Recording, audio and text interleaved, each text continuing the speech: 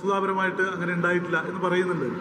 അപ്പോൾ യഥാർത്ഥത്തിൽ കോൺഗ്രസ്സിന് ഇപ്പം തൃശ്ശൂർ ജില്ലയിൽ മുഖം രക്ഷിക്കാൻ ഒരു വാർത്ത വഴിതിരിച്ചു വിടണം. അതാണ് യാഥാർത്ഥ്യം. വളരെ കൃത്യമായി കോൺഗ്രസും BJPയും പ്രഖ്യാപിതമായ നിലപാടുകളിൽ നിന്ന് വഴിമാറി പരസ്പരം സഹായിച്ചതിന് ഒരു ന്യായീകരണവും അവർക്ക് പറയാനില്ല.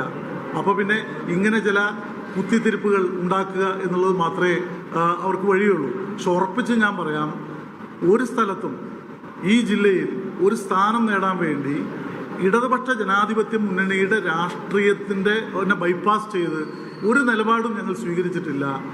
അങ്ങനെ സ്വീകരിക്കരുത് എന്നുള്ള പാർട്ടിയുടെ നിലപാട് പൂർണ്ണമായും ഉയർത്തിപ്പിടിക്കുന്ന സമീപനമാണ് ഞങ്ങൾ സ്വീകരിച്ചിട്ടുള്ളത്. അതുകൊണ്ട് വടക്കാഞ്ചേരിയുടെ കാര്യത്തിൽ ഇപ്പോൾ നടക്കുന്ന പ്രചാരവേല ശുദ്ധ അസംബന്ധമാണ്. ഒരു തരത്തിലും അതിന് വാസ്തവവുമായിട്ട് ബന്ധമില്ല.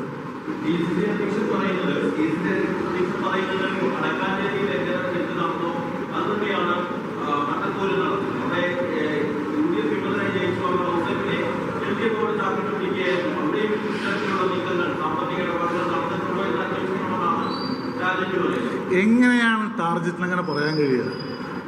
തങ്ങളുടെ ജയിച്ച 8 പേര് അപ്പുറത്ത് പോയിട്ട് അതുപോലെയാണോ?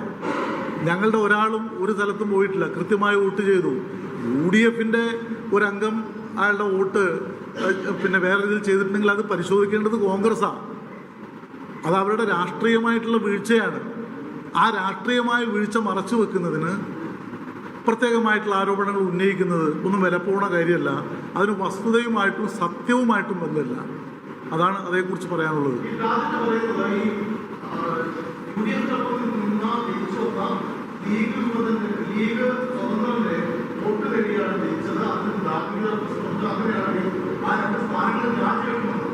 അല്ല, കോൺഗ്രസിൻ്റെ സ്വതന്ത്രനായിട്ടുള്ള UDFന്റെ സ്വതന്ത്രനായിട്ടുള്ള ഒരാൾ അത് ആ വോട്ട് സംരക്ഷിക്കാനുള്ള ബാധ്യത അവർക്കായിരുന്നു. ഞങ്ങൾ തീരുമാനിച്ചൊരു കാര്യം, BJPയുടെയോ SDPIയുടെയോ വോട്ട് നേടി ഒരിടത്തും ജയിക്കേണ്ടതില്ല എന്നാണ്.